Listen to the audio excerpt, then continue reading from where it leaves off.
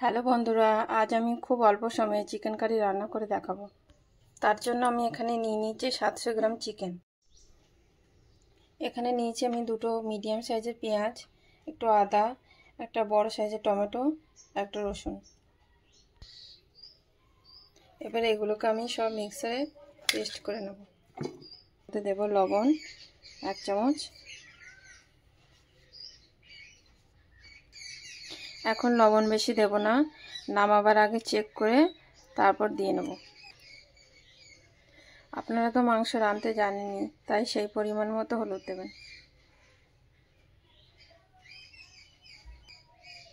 দেব সামান্য লঙ্কার গুঁড়ো। আপনারা যেমন ঝাল খান সেই আন্দাজে আপনারা দেবেন। আর এর সঙ্গে দিয়ে দেব 2 চামচ সরষের তেল। সরষের তেল দিয়ে এগুলোকে ভালো করে মেখে নেব।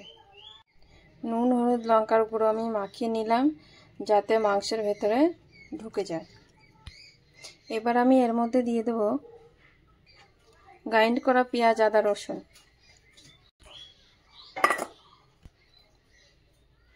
টমেটো পেস্টটাও এর সঙ্গে দিয়ে দেব।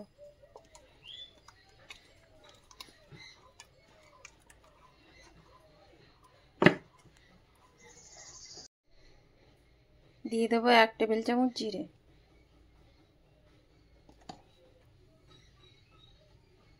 আর দিলাম 1 টেবিল চামচ ধনের গুঁড়ো।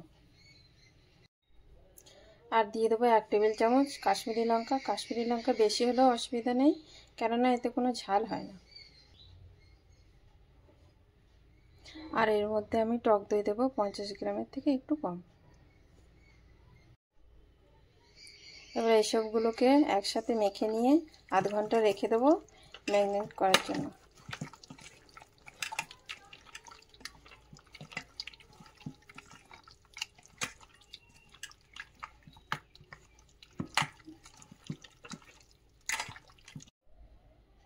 আধ ঘন্টা হয়ে গেছে। এবার আমি কড়াইয়ে তেল নিয়ে নেব। আমি এখানে সরষের তেল ব্যবহার করছি, সরষের তেলে মাংসটা ভালো হয়। তেল গরম হয়ে গেছে, তেলের মধ্যে দিয়ে দেবো 2টো গোটা তেজপাতা, দারচিনি, এলাচ, লবঙ্গ। ফোড়নটা একটু নেড়ে চেড়ে এবার দিয়ে দেবো ম্যারিনেট করা মাংস।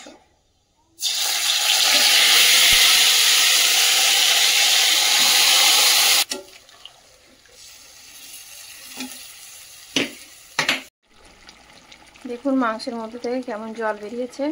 আমি আলাদা কোনো জল ব্যবহার করব না, এই জলেই মাংসটাকে সেদ্ধ করব।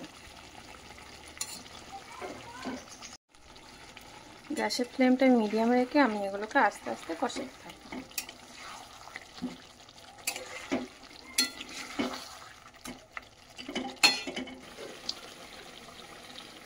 ঢেকে দেবেন। মাঝে মাঝে এরকম একটু নাড়তে থাকবো যাতে তলায় না লেগে যায়। এইভাবে ম্যারিনেট করার পর দেখুন মাংস থেকে কেমন জল বেরিয়েছে। এক্সট্রা কোনো জল ব্যবহারই করতে হবে না।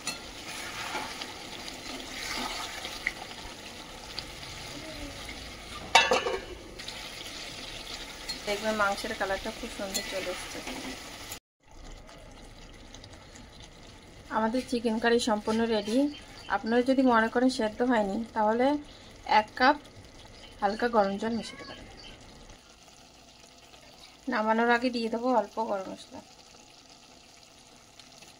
এবার এটাকে একটু নেড়ে চেড়ে নেব যাতে। এভাবে বাড়িতে করে দেখুন, দারুণ লাগবে।